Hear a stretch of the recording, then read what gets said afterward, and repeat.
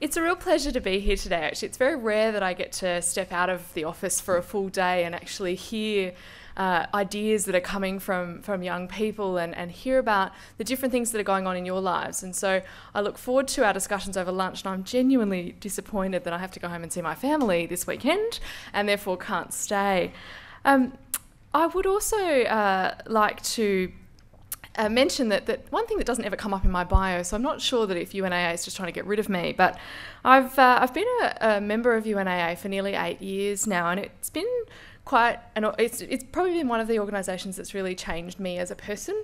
When I moved to Canberra, I didn't know anyone, and one of my friends was leaving Canberra, and he'd made a deal with the then board of the UNAA or ACT, which said, look, I'll leave, but I'll find someone to replace me. And so I don't know quite how I agreed to it, but essentially I replaced him. And in that time, I've been the local graphic designer, I've been the membership person, I've been the note taker, I'm still the note taker. And I, at the age of 23, was given the chance to represent UNAA on its global board, WFUNA. And so it's an organisation that provides a huge number of opportunities to young people, and I really do commend it to you all as you learn more about it this weekend.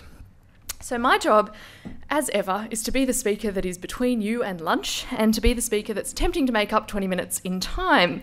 So, gender equality in 15 minutes or less.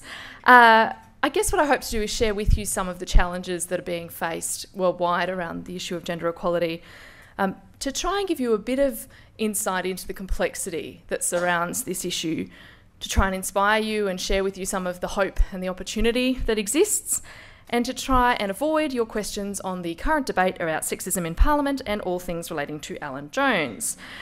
So, here we go. UN Women was formed in 2010, replacing UNIFEM and a number of other agencies within the UN system.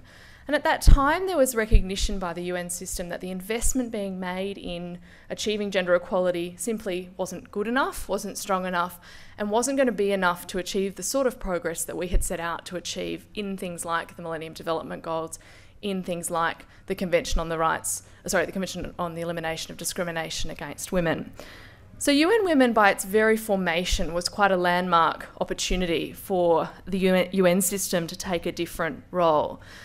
And the role of the agency is very complex. So it has partly a technical assistance role where it actually provides advice and people and support to governments, to non-government organisations, to legislators, to try and look systemically at this issue of gender equality. It has a role around funding innovation, funding projects that are going to change the game in gender equality. And it has a role around coordinating the UN system. And if you have got one thing out of this morning, I hope it will be that you've learned how difficult it is to provide any level of coordination within the UN system. So doing that in the context of women, I can only imagine how challenging that is for my colleagues at head office. And the whole concept of gender equality is incredibly complex.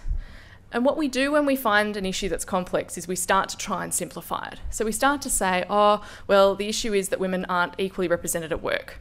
Or the issue is that women are different to men and don't want the same opportunities as men. Or we try to distill complexity down to something that we see as being tangible and easy to fix.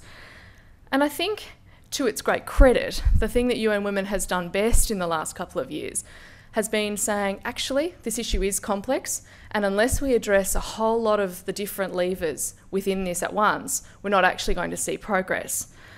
So it focuses its attention largely on women's leadership and political participation, women's economic security, ending violence against women, and women's role in peace and security. But within each of those four agendas, there's obviously, again, a huge amount of issues. What I thought I'd do today is, rather than try and give you a really brief and sort of pathetic example of each of the different bits of the work that we do, try and focus on what I see to be two issues that aren't getting the kind of airtime that they need to be and aren't getting the public support that I think that they should be. The first is the pervasive culture of violence that exists here in Australia, that exists across the world.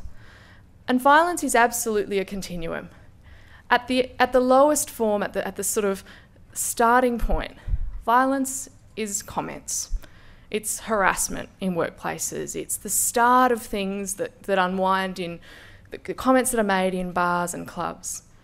At its most extreme form, it's infanticide, where in India and China, girl children are being killed because families don't regard having girls as being valuable. Somewhere along that spectrum is the experience of just about every woman in the world. And somewhere along that spectrum, we have to draw a line and actually say, we as a community will not continue to tolerate the rates of violence that we see here and the rates of violence that we see across the world. You've probably all heard the statistic that 1 in 3 women will experience violence in her lifetime. It's true in Australia, it's true in the region, and it's true globally. And 1 in 5 will experience sexual violence. When I hear speakers talk about these stats, quite often what they do is move on really quickly to start to talk about why and what's going on and what can be the opportunities. And they don't actually take a moment to think about, what does that actually mean? 1 in 3.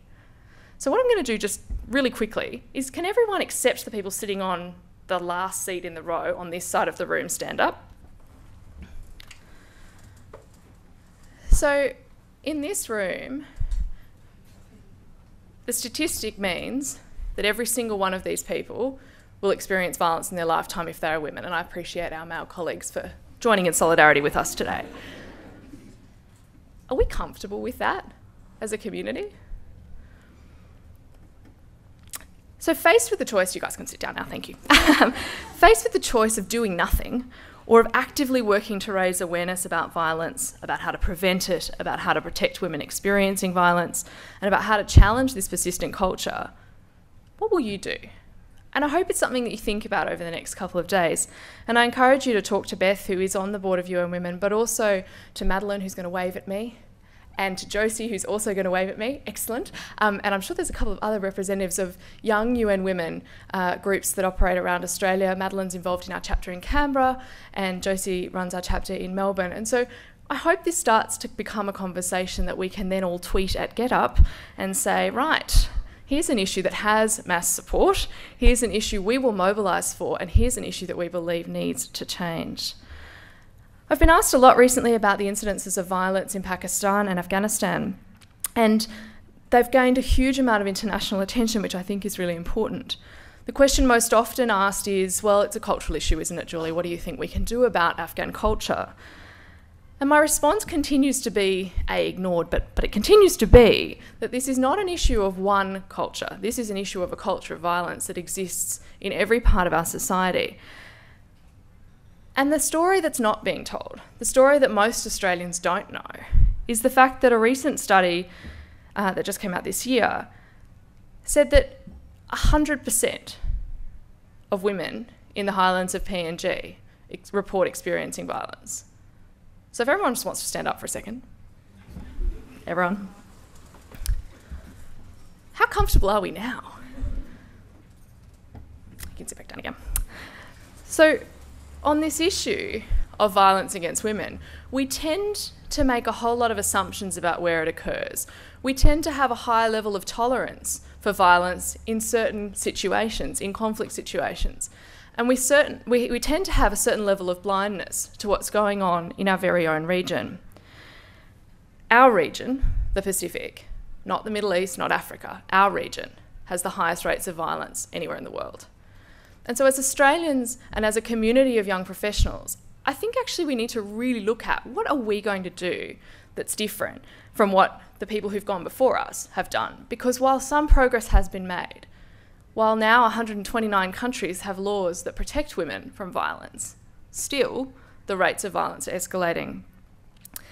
Yesterday I met with the president of the Samoan Victims Support Agency, an NGO which works with people experiencing violence, with children who have been abandoned, with teenagers who are pregnant, with children of rape and incest, and with women who have been, for honour-related issues, essentially kicked out of their families.